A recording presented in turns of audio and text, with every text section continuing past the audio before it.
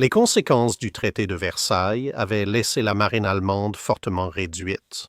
De la deuxième flotte, la plus puissante au monde, ils étaient désormais limités à seulement 6 cuirassés pré-dreadnoughts, dans un monde où tous les autres possédaient des super-dreadnoughts et 6 croiseurs légers. C'était dans ce sens avant le traité de Washington. Une douzaine de destroyers et une douzaine de torpilleurs, pas de sous-marins, pas d'avions, pas de dirigeables.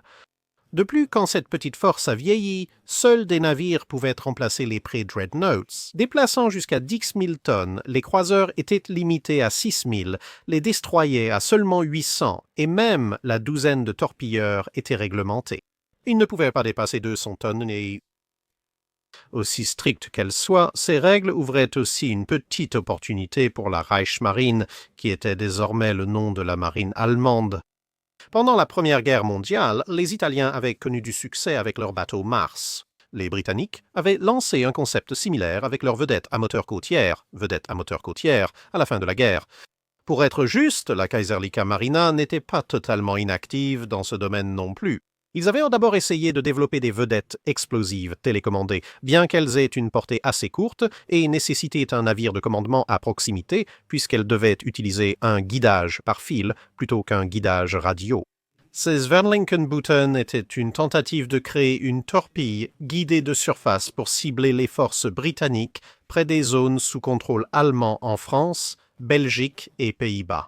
Puisque les plus grandes cibles, les monitors, étaient fortement renforcées contre les attaques de torpilles. Mais ces défenses s'amincissaient près de la ligne de flottaison.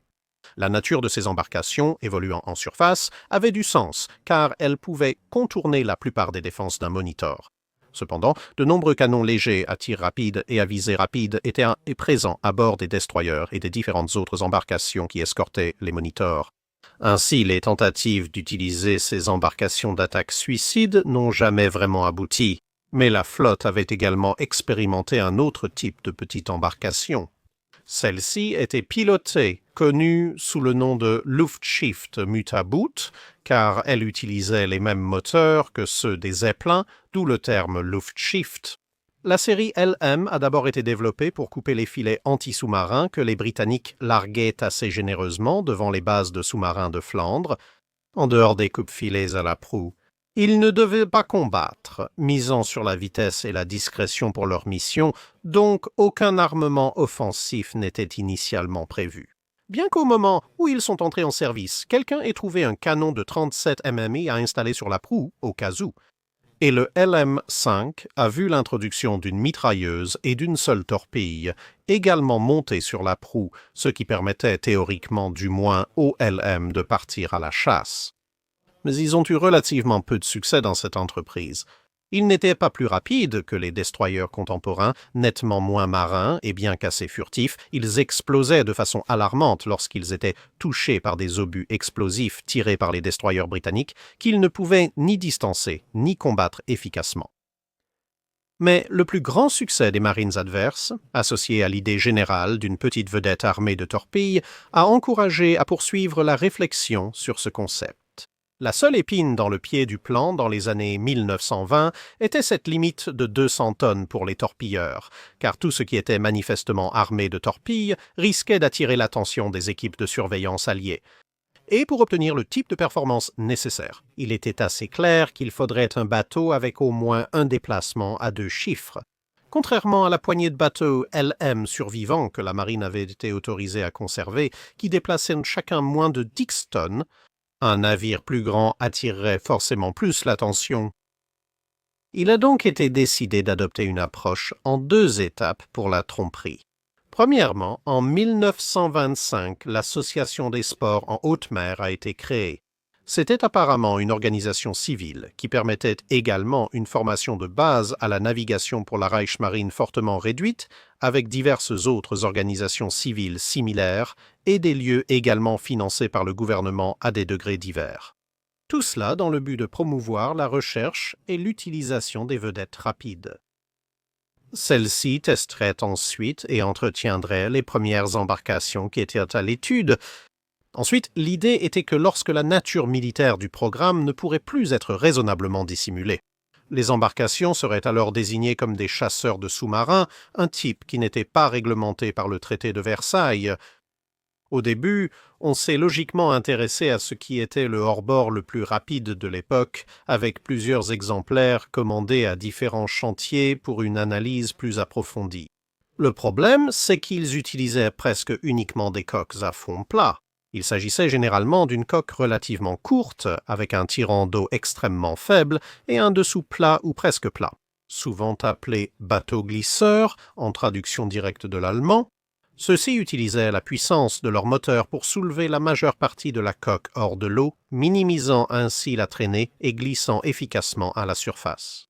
Ce principe est aussi utilisé par les skieurs nautiques et certains bateaux à moteur rapide. Mais cela s'accompagnait de plusieurs problèmes. À plus petite échelle, il y avait le fait que la portance hydrodynamique sur laquelle reposaient ces conceptions ne fonctionnait qu'au-delà d'une certaine vitesse. En dessous de ce seuil, lorsque les engins avançaient à vitesse de croisière, ils étaient très inefficaces.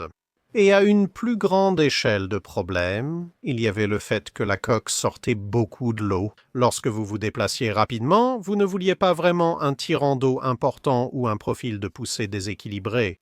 Et donc, l'hélice ou les hélices du bateau étaient souvent très proches de la surface lorsqu'il avançait à grande vitesse, ce qui entraînait d'énormes gerbes d'eau lorsque l'embarcation se déplaçait. Maintenant, cela convenait très bien pour des courses spectaculaires dans des contextes civils, mais c'était plutôt terrible pour la discrétion dans un contexte militaire. Et le plus gros problème, c'est que tout cela ne fonctionnait vraiment que dans des environnements relativement plats et calmes, comme les lacs et les rivières. En mer, la houle signifiait qu'un tel engin risquait soit de décoller sur une grosse vague, voler brièvement en formant une trajectoire balistique, puis s'écraser tête la première dans les eaux glacées de la mer du Nord. Ou si les vagues étaient un peu plus petites, il subirait simplement une série de chocs violents à chaque fois que les crêtes des vagues frappaient à répétition le dessous de la coque. Ce qui serait pour le moins inconfortable, endommagerait presque à coup sûr l'embarcation en très peu de temps et ferait perdre instantanément toute la vitesse accumulée. Ainsi, il faudrait une coque à déplacement plus traditionnel, car elle resterait en contact avec l'eau et serait donc moins sujette aux chocs soudains. Grâce à la proue, à la partie inférieure incurvée et à la quille, elle couperait l'eau, assurant une navigation plus douce et régulière. Comme la poupe aurait un tirant d'eau moins variable que celui d'un bateau à glissement, le système de propulsion pourrait également fonctionner un peu plus en profondeur à grande vitesse. Cela réduirait les embruns et consacrerait plus d'énergie à la progression du bateau. Cependant, une coque planante surmontait les problèmes de traînée sur la coque en les évitant pour la plupart, alors qu'une coque à déplacement ne pouvait pas le faire autant. Cela, bien sûr, a entraîné une augmentation de la traînée parmi de nombreux autres facteurs, et cela signifiait en retour que les coques à déplacement de l'époque ne pouvaient pas atteindre une vitesse aussi élevée. Avec des groupes motopropulseurs similaires à ceux des bateaux à coque planante, une embarcation à coque à déplacement peut être plus grande et recevoir des moteurs plus puissants. Voici l'OEK 2 construit pour Otto Hermann Kahn par le constructeur naval Lürssen dans le cadre d'une initiative privée. Cette embarcation à structure métallique et coque en bois était très légère. Bien que ce soit surtout une coque à déplacement, la poupe était aplatie sous l'eau, rappelant une coque planante, offrant moins de résistance et plus de portance à l'arrière. Les coques à déplacement s'enfonçaient à l'arrière à grande vitesse, augmentant la traînée, donc c'était une innovation. Pour empêcher davantage la poupe de s'enfoncer, les moteurs, placés au centre plutôt qu'à l'arrière, nécessitaient un arbre d'hélice plus long, mais assuraient un meilleur équilibre à l'embarcation. Grâce à 3 moteurs V12 totalisant 1650 chevaux, l'OEK 2 atteignait 34 nœuds et était alors l'embarcation la plus rapide de son genre. Peu après sa mise en service, la Reichsmarine débuta des essais de différentes vedettes rapides. Bien qu'elle soit plus grande que les autres bateaux LM restants, avec un déplacement d'environ 23 tonnes, le bateau à moteur privé n'était évidemment pas tout à fait conçu à des fins militaires, et donc Lürssen a été sollicité pour fabriquer une version plus grande avec les mêmes principes de conception. L'embarcation devait pouvoir transporter 2 tubes lance-torpilles amovibles. La partie amovible était essentielle, car les essais pouvaient confirmer la maniabilité de l'embarcation avec les tubes lance-torpilles installés. Mais les lanceurs pouvaient aussi être rapidement retirés, de sorte que, dans les activités quotidiennes, le bateau ressemblait à ce que son numéro de coque prétendait être. un chasseur de sous-marins conformément aux plans de dissimulation initiaux. Ainsi, la première désignation du nouveau navire mis en service fut UZ, Crochet S ferme crochet -16 ou Unterseeboot Zerstörer Schnell 16, littéralement destroyer de sous-marins, mais rapide numéro 16, les 15 précédents étant des bateaux de type LM réaffectés. Ce bateau pesait 39 tonnes à vide et atteignait près de 40 nœuds avec une légère charge. Cela était possible grâce à 3 moteurs essence de 900 chevaux totalisant 2700 chevaux via 3 hélices. La centrale électrique à essence, plutôt inflammable, a été choisie parce que les nouveaux moteurs diesel légers et puissants qui avaient été commandés pour elle n'étaient finalement pas encore disponibles. Une vitesse proche de celle de son ancêtre plus petit, soit environ 34 nœuds, s'est révélée plus pratique lorsqu'elle était totalement ravitaillée, chargée et en mer réelle. L'armement se composait des 2 tubes lance-torpilles amovibles ainsi que d'un canon plat de 20 mi qui était monté à l'arrière. Commandée en 1929 et mise en service à l'été 1930, elle a subi des essais approfondis avant d'être renommée en mars 1931 Bowie 1 ou Watchboard, insignifiant bateau de garde ou de surveillance. Satisfait du principe général de la conception, mais désirant quelque chose d'encore plus grand, en avril 1931, la Reichsmarine a commandé 4 autres navires selon un modèle agrandi. Pendant que ceux-ci étaient en construction, le W-1 a de nouveau été renommé Schnellboot 1 ou Schnellboot 1, je suppose, également connu sous le nom de S1, et ainsi la nouvelle classe est entrée en service au printemps et à l'été 1932 sous le nom de classe S2. Ces vedettes de la classe S2 déplaçaient 49 tonnes et comprenaient un moteur auxiliaire expérimental de 100 chevaux conçu pour entraîner l'hélice centrale lorsqu'elles étaient en mode furtif. Cette caractéristique fut de courte durée, mais elles avaient aussi des compresseurs pour les moteurs. Installation de 2 petits gouvernails derrière les hélices extérieures, inclinables à grande vitesse pour une portance accrue. Optimiser l'écoulement de l'eau près des hélices et diminuer le sillage du bateau. Cette caractéristique n'était en fait pas intentionnelle au départ. Lorsque le S2 subissait des essais avant la livraison, une forme de cet effet a été remarquée lorsqu'il fonctionnait à pleine puissance et que quelqu'un a mis la barre à fond. Cela a mené à une enquête pour en trouver la cause, puis à des essais avec de petits gouvernails pour reproduire l'effet sans utiliser le principal. Et le succès de ces expériences a conduit à la décision de faire des petits gouvernails une caractéristique permanente de tous les futurs modèles de Schnellboot.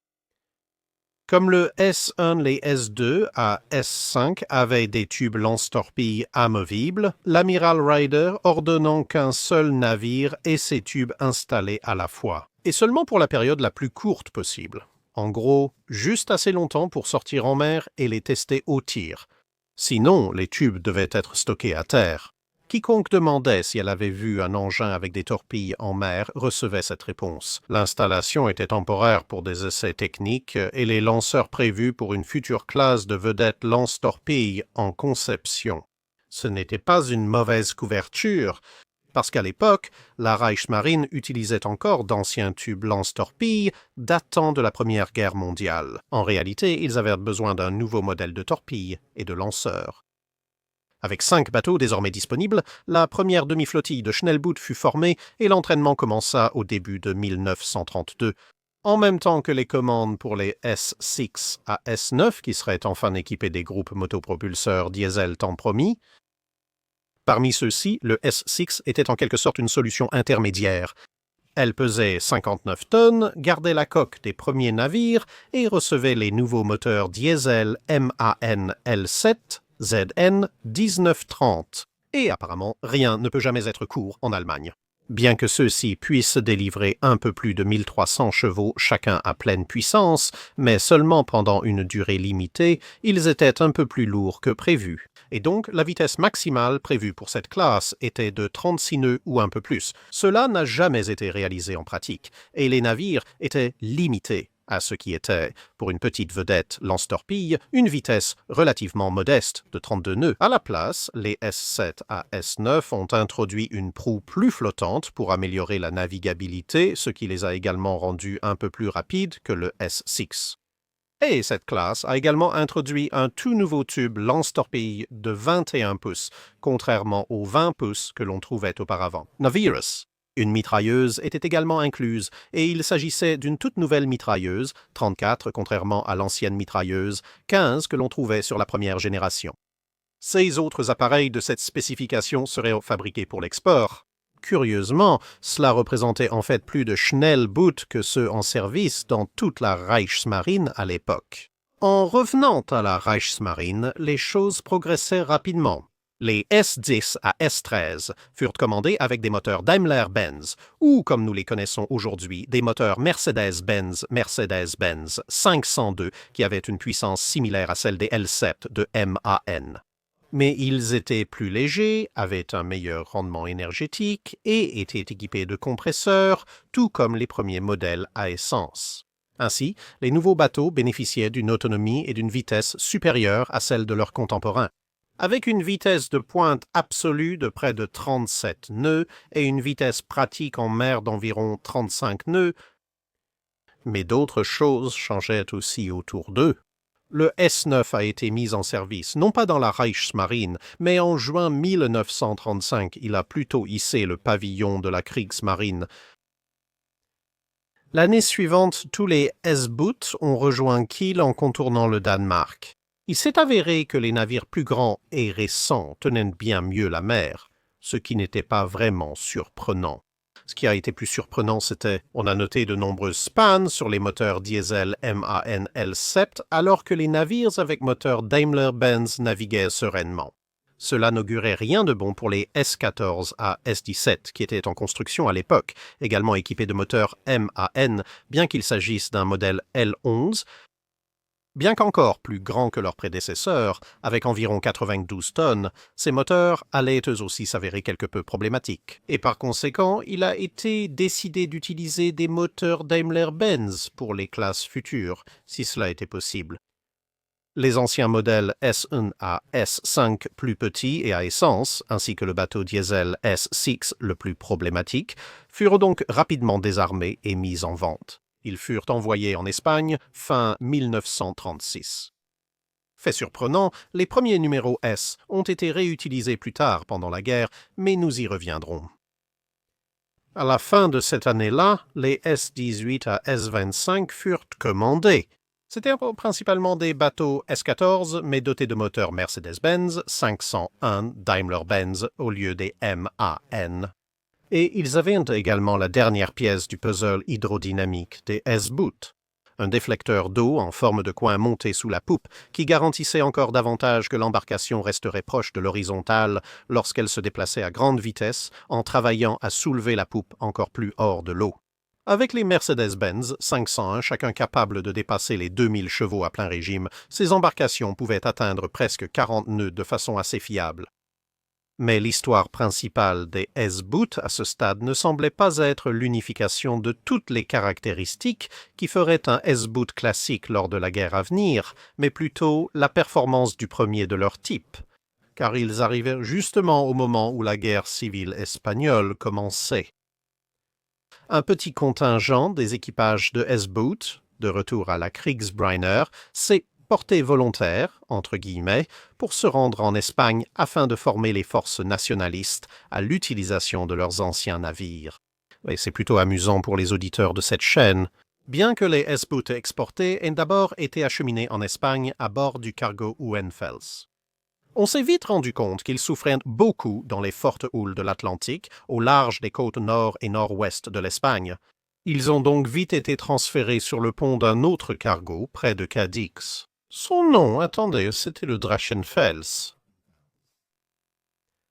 Ici, le S3 a été endommagé de façon irréparable lorsque le berceau de soutien dans lequel il se trouvait s'est effondré pendant qu'on le déchargeait du navire à l'aide d'une grue.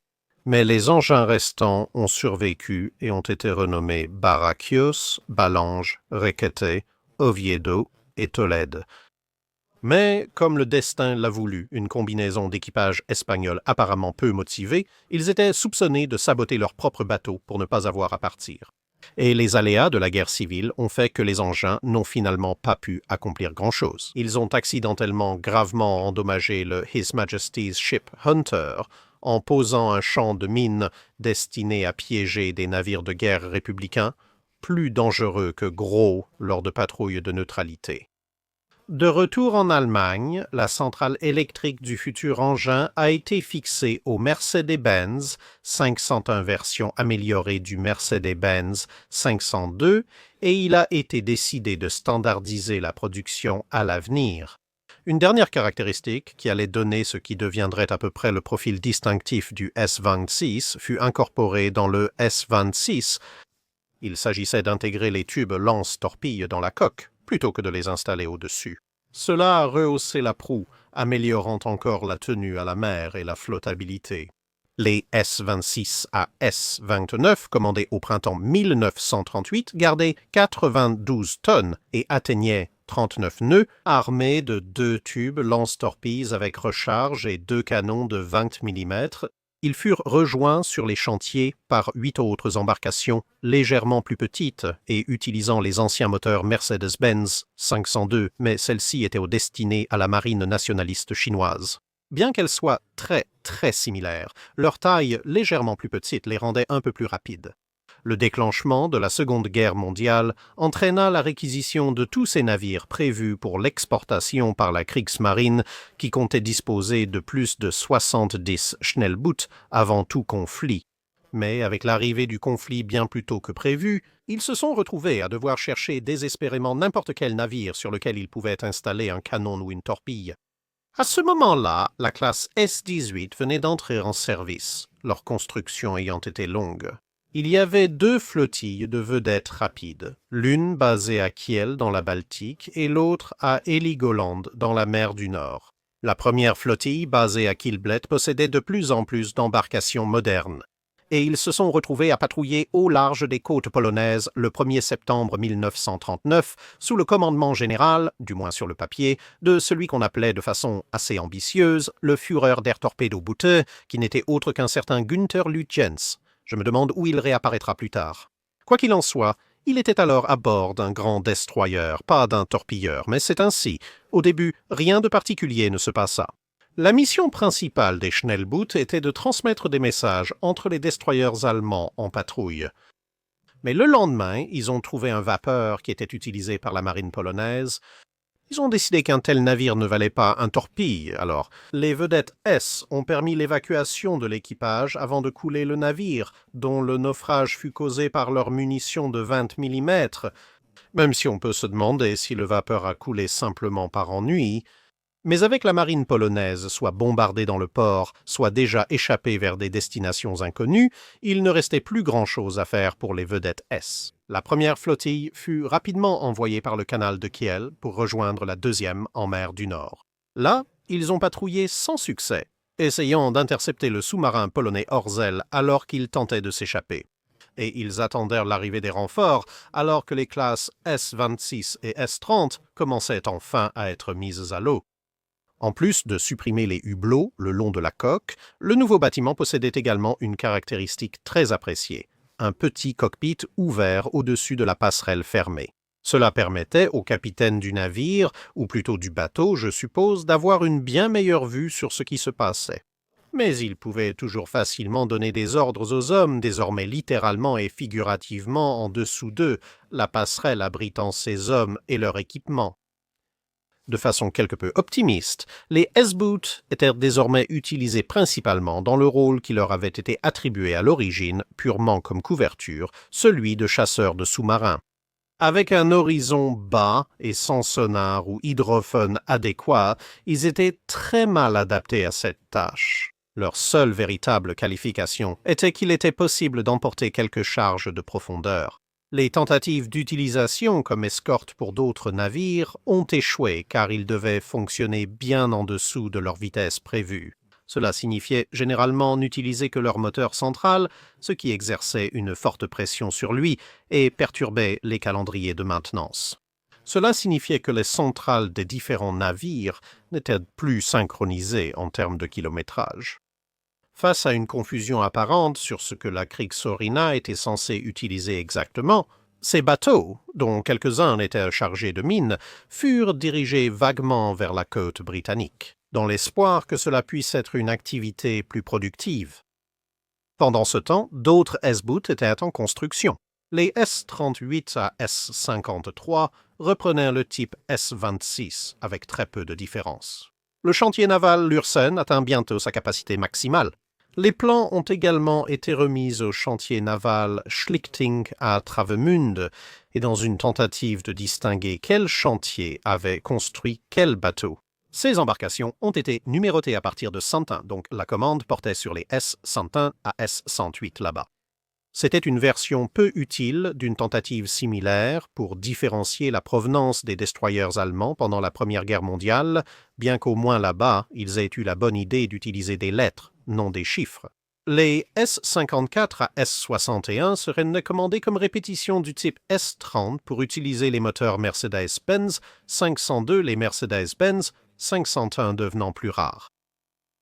Les deux flottilles existantes ont peiné à traverser un hiver misérable et glacial, les seuls véritables faits marquants étant quelques dégâts causés par des tempêtes, une ou deux collisions et l'entrée en service de quelques autres embarcations.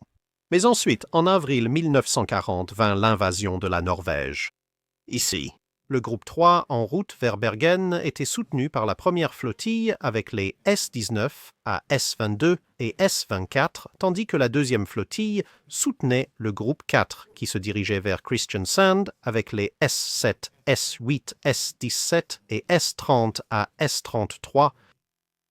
Le groupe de Bergen a perdu un S-boat peu après avoir quitté le port.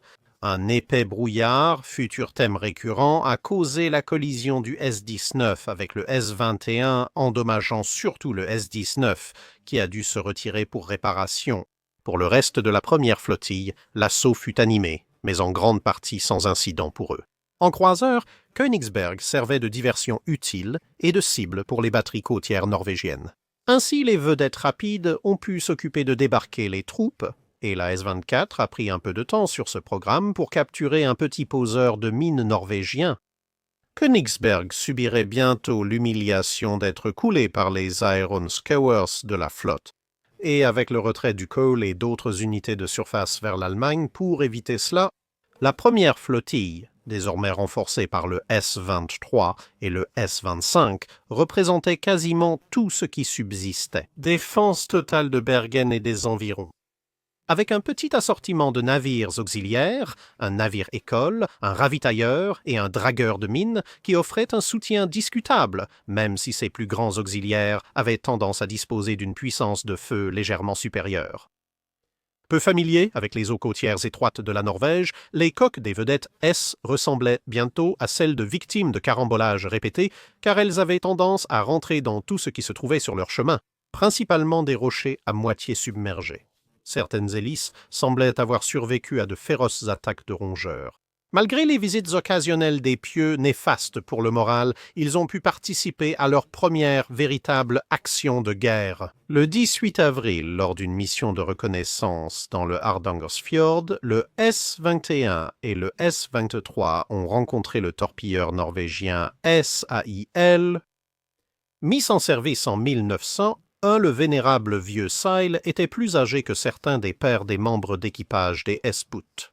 Et c'était de loin la chose ou la personne la plus âgée présente dans ce combat. À peine plus grande que ses adversaires et environ 2 fois moins rapide, le Seil avait néanmoins un avantage.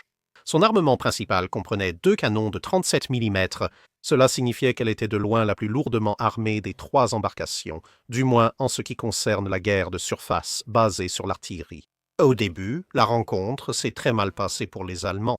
Ils ont attaqué rapidement avec leurs canons de 20 mm, mais le S-21 a été neutralisé et déséquilibré par une rafale de tirs de canon de 37 mètres. S-23 a plongé pour distraire le navire norvégien et empêcher la destruction du S-21, bénéficiant d'une chance incroyable. Un obus de 20 mm a mis hors service l'un des canons de 37 mm, puis le mécanisme de tir de l'autre canon s'est cassé presque au même moment. Cela a soudainement laissé Seil avec seulement une mitrailleuse pour les couvrir, et donc le torpilleur s'est dirigé vers le rivage. Les 2 S-Boot ont tiré des torpilles, mais Seil avait à peine plus de tirants d'eau qu'eux, et l'arme est simplement passée directement sous elle. Malheureusement pour le courageux navire norvégien, cependant, l'une des torpilles lancées a heurté un rocher submergé juste à côté d'elle alors qu'elle passait.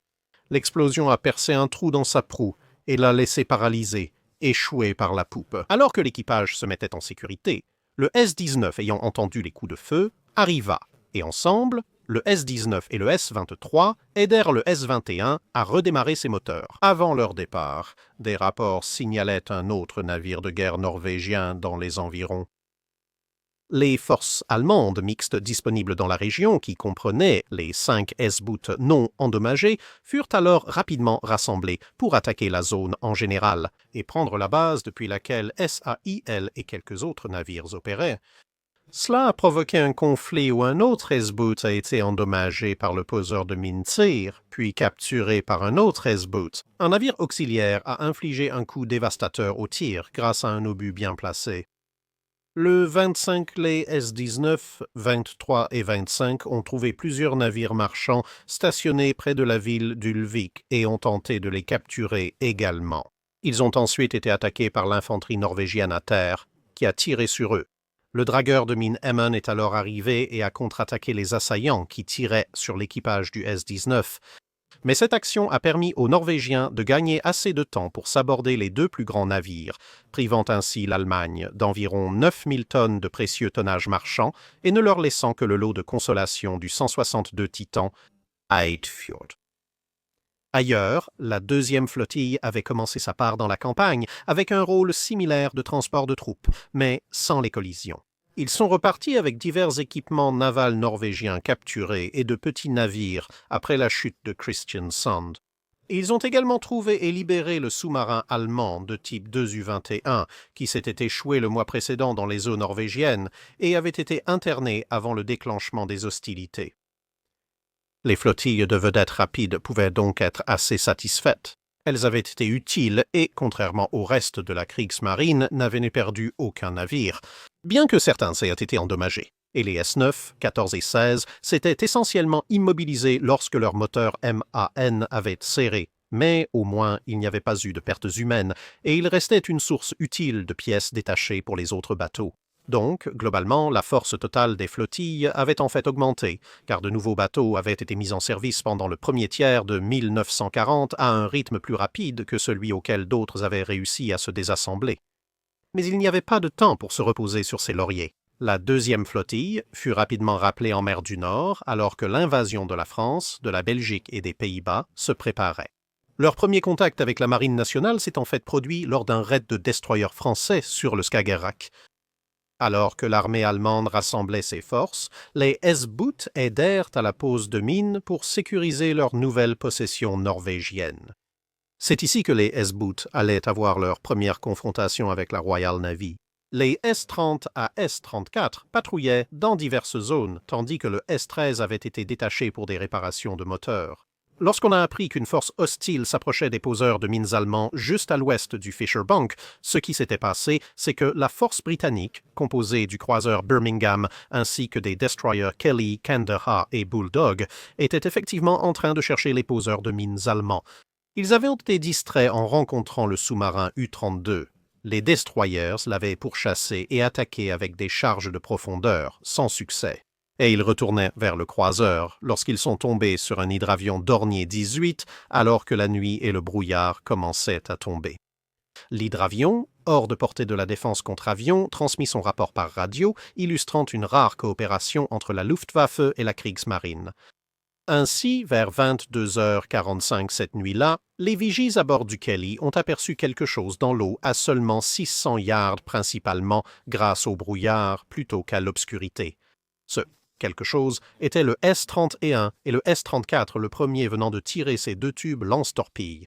Peu après, un panache d'eau a jailli le long du Kelly, inondant aussitôt la salle des chaudières avant après une brèche de 15 mètres dans la coque. Et elle s'est arrêtée, s'inclinant fortement sur tribord tandis que la vapeur s'échappait de sa coque.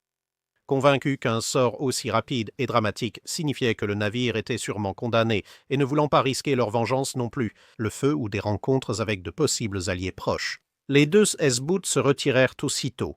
Cependant, le Bulldog, qui suivait un peu derrière les deux autres, tomba sur le Kelly en détresse et la prit en remorque. Le brouillard s'épaissit, puis, juste après minuit, ce qui faisait donc maintenant le 9 mai, les vigies du Bulldog entendirent le bruit de moteurs diesel à plein régime. Ils étaient quelque peu confus. Et puis, sorti de nulle part, le S-33 apparut, avançant à toute vitesse et pratiquement à bout portant.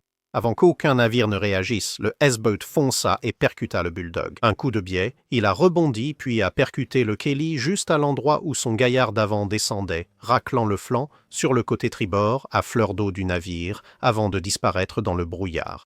Bien sûr, les deux navires britanniques dépassaient le S-33 en masse d'un ordre de grandeur et plus, et leurs coques étaient en acier, contrairement au bois, à part quelques embarcations du Kelly détachées. Les équipages des destroyers étaient à la fois confus et amusés par cet incident d'éperonnage soudain et de courte durée. Ainsi, après avoir vérifié les éraflures sur la peinture et tiré quelques rafales dans la zone, ils ont choisi de simplement continuer leur route dans le brouillard. Pendant ce temps, le S-33 était en bien plus mauvais état. 2 compartiments étaient inondés et la proue tribord était complètement enfoncée. Le bateau avait été complètement criblé par divers tirs d'armes légères qui avaient été dirigés contre lui lors de son passage. Et les moteurs étaient à l'arrêt, bien qu'il s'avéra que les moteurs étaient arrêtés parce que le timonier avait été renversé par la collision et était tombé sur la manette des gaz. Cela s'est avéré être en fait une bonne chose. Comme les bruits des tirs à l'aveugle tout proches en informaient l'équipage allemand, leur embarcation se trouvait encore à quelques centaines de pieds des navires britanniques.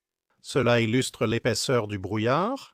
Si les moteurs avaient encore été en marche, ces tirs à l'aveugle auraient pu être malheureusement bien plus précis. Ils ont d'abord posé des charges de sabordage, pensant être condamnés, puis ont découvert le problème avec l'accélérateur permettant de redémarrer les moteurs. Ainsi, le S-33 choisit, plutôt que de se saborder, de s'éloigner prudemment d'abord hors de portée auditive des destroyers, puis de retraverser la mer du Nord, réussissant à regagner Wilhelmshaven plus tard dans la journée, un peu plus lentement que ses contemporains. Globalement, la rencontre fut un succès. Même si le S-33 nécessitait une nouvelle proue, le navire, bien plus grand et dangereux, Kelly serait hors service jusqu'à la fin de l'année. À l'époque, la Kriegsmarine pensait qu'elle avait simplement été coulée. Le lendemain, l'invasion de la France débuta et, rapidement, plusieurs ports de la Manche furent rendus accessibles par l'avancée allemande. Et avec les souvenirs des opérations de la Kaiserliche Marine dans la région pendant la Première Guerre mondiale, des demandes urgentes furent envoyées pour déplacer les S-Boot vers le nouveau front. Au début, cela fut refusé car il restait encore des combats à mener en Norvège. Et avec la Kriegsmarine tant réduite par la campagne. Jusqu'ici, il s'est avéré que les S-Boot constituaient surtout la principale force de surface cohérente de la Kriegsmarine en nombre. Mais le 19 mai, les deux flottilles reçurent en fait l'ordre de prendre de nouvelles positions dans le port récemment capturé de Den Helder, aux Pays-Bas. À partir de là, ils menèrent diverses patrouilles à la recherche de navires alliés, remportant un combat contre une escadrille d'Avro Hanson en abattant un sans subir de dégâts. Dans la nuit du 21 mai, ils réussirent à toucher quelque chose avec une torpille, bien que l'on ne sache toujours pas exactement ce qu'ils ont touché ni ce qu'il en est advenu. Mais leur attention principale fut rapidement attirée par les forces qui se rassemblaient en vue des opérations d'évacuation au large de Dunkerque. Ils ciblaient la ligne de destroyers de garde installée pour empêcher la Kriegsmarine d'intervenir lors de l'évacuation prévue. Malgré quelques attaques ratées, le S-23 réussit la première destruction incontestable d'un navire de guerre par les flottilles de S-Boot. Juste avant 01h00, le 23 mai, lorsqu'elle torpilla le grand destroyer français de classe Chacal, Jaguar, qui prit feu à cause de l'explosion et dut être échoué. Les jours suivants furent frustrants. Les torpilles rataient et les cibles esquivaient. Ou, dans le cas d'une attaque autrement parfaite sur le destroyer His Majesty's Ship Vega, les torpilles ont explosé prématurément. Le 27 mai, l'évacuation de Dunkerque a officiellement commencé. Avec presque aucun autre atout naval, le haut commandement de la Kriegsmarine a ordonné aux S-Boot d'intensifier leurs attaques. Mais eux-mêmes subissèrent de plus en plus de pression, car les Alliés avaient reconnu la menace qu'ils représentaient, et les avions de la Royal Air Force balayaient régulièrement les mers à leur recherche. C'est à ce moment-là que le terme E-Boat semble apparaître pour la première fois, sous la forme de ces avions affectés à des patrouilles anti-E-Boat.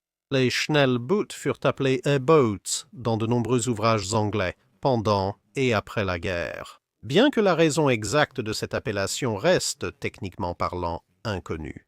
Cependant, la plupart des tentatives pour retracer l'origine du terme aboutissent généralement à quelqu'un qui aurait abrégé le terme Enemy Boat ou Enemy Motorboat en E-boat. Le matin du 28 mai, le S-34 a alors réussi à couler le petit vapeur, à Boukir, poursuivant la malchance des navires britanniques de ce nom face aux vedettes d'attaque allemandes à torpilles durant les guerres mondiales. La première salve ayant raté, le S-34 a dû recharger et retenter sa chance. La nuit suivante, qui était techniquement le même jour, le S-30 a déclaré avoir détruit le destroyer His Majesty's Ship Wakeful, chargé de troupes évacuées.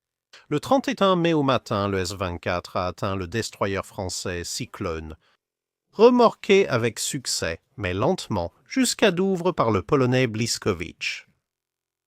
Mais son navire jumeau, le Sirocco, qui avait été attaqué quelques jours plus tôt sans succès, eut cette fois beaucoup moins de chance, car il fut touché par des torpilles du S-23 et du S-26. Comme le Wakeful, elle transportait de nombreuses troupes et coula en moins de 2 minutes.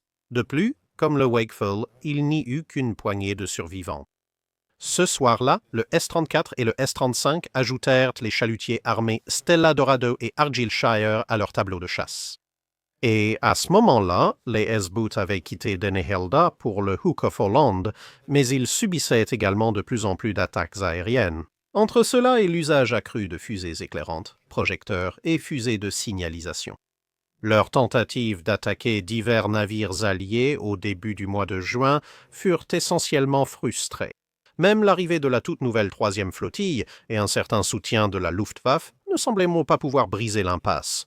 Ainsi, aucun autre navire ne serait coulé par les Schnellboots lors des phases finales de l'opération Dynamo. À la place, les embarcations seraient à nouveau déplacées vers le port récemment occupé de Boulogne, qui était encore légèrement en feu à cause des efforts d'occupation. Et tout cela visait à essayer d'étendre les opérations des S-Boots à travers la Manche. En reconnaissance de leur succès, jusqu'à présent, 17 autres vedettes avaient été commandées début juin, suivant le modèle S-26. Il s'agissait des S-62 à S-69 et des S-109 à S-117. Au milieu de cette série, une passerelle blindée, très demandée, commencerait à être installée en standard, ce qui serait ensuite adapté à de nombreuses unités plus anciennes. Et cela fut un soulagement bienvenu pour les équipages, car à ce stade, aucun Schnellboot n'avait encore été perdu au combat direct. Plusieurs officiers et marins furent blessés ou tués par des éclats d'obus, de bois et des tirs de mitrailleuses qui traversaient aisément les passerelles en bois et verre de leurs vedettes. Mais ce passage des ports néerlandais aux ports français marquerait le début de la campagne la plus longue et la plus active que les Schnellboots allaient mener, la guerre de la Manche.